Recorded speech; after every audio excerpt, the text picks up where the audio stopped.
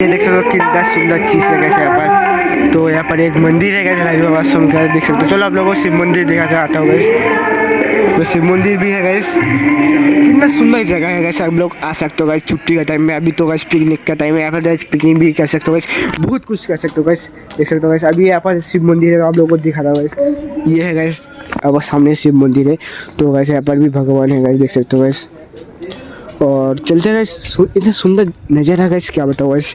इसके अंदर भाई बहुत खूबसूरत है गैस।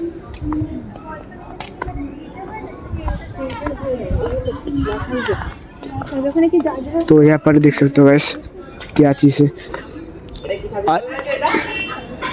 मुझे नहीं पता गैस ये क्या है।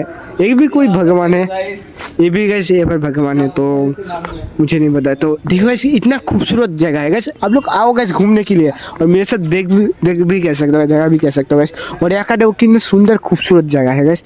यहाँ पर भी भगवान है लोकनाथ जी।